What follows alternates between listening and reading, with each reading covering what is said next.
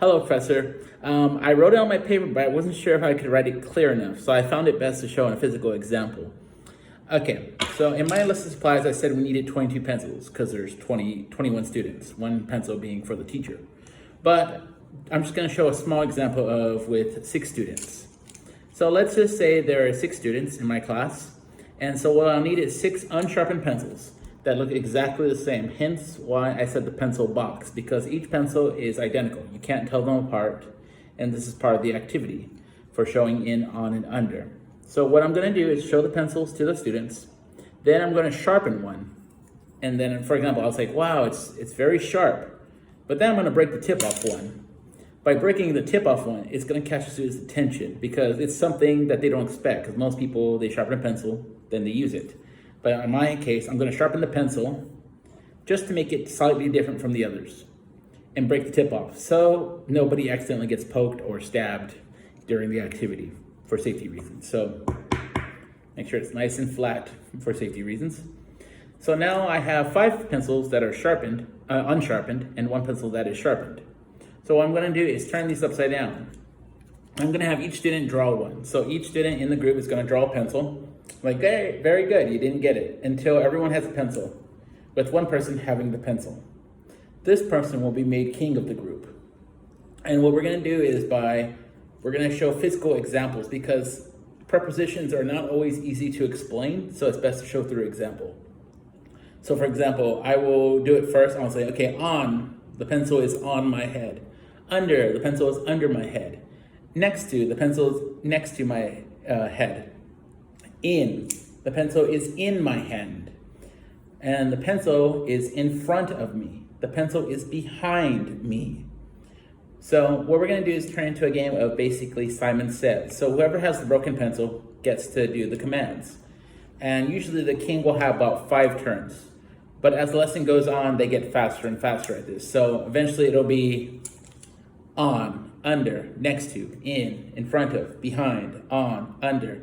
And then after a few minutes or after a few turns have gone by, usually they get faster at it, we'll start drawing the pencils again. So they'll draw who gets to be king next. Since the pencils are identical, they don't know who will be the king next. This will be the draw. So that way no one's king for too long and the same person doesn't always get to go, but it's fair enough. So the kids will think it's a game. Because the reason I do it as a game, because some kids already know in, on, under, but not all kids know it. So the kids that do know it might see the lesson as boring, but if you turn it into a game, like, okay, I know this, we're just playing a game, I wanna play. So each kid will want to learn in, on, under, so when they become king, they can do it as fast as possible, trying to mess the other kid up. It sounds kind of silly, but I've had great results with it. And that's the way I would teach in, on, under with that little activity. As for differentiation, usually I will pick something that the kids all know because ESL learners are everywhere. You never know when you're gonna have one. In my case is that I see a lot of teachers do a lot of in, on, under, but they give them vocabulary that is just too hard for them or they just don't know it well enough. And to apply the prepositions to this is rather difficult. So what I usually use, I forgot to grab a notebook, is I will use a notebook. We'll just pretend this is my notebook. So for example, we can say the pencil and the notebook, because most ESL kids know the basic school supplies, such as pencil, book. They're very common items. So the kid doesn't really have to focus on that new vocabulary, they can just focus on the preposition. Versus if you give them a whole bunch of vocabulary, they get kind of lost. So we say the pencil is on the book. The pencil is under the book. The pencil is in the book. The pencil is next to the book. And you could put them in pairs of 2 to test each other. Okay, and ask them, okay, where is the pencil? The pencil is in the book. The pencil is on the book. The pencil is under the book. So those students that are ESL learners can get more of a grip on in, on, under, in front of, behind. See, in front of, behind.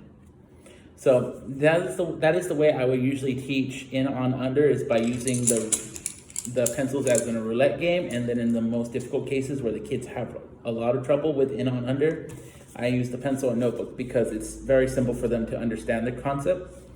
And then as a third differentiation method, I would use images on the projector. For example, I would just go into Google and type in bedrooms, and I would type in children's bedrooms.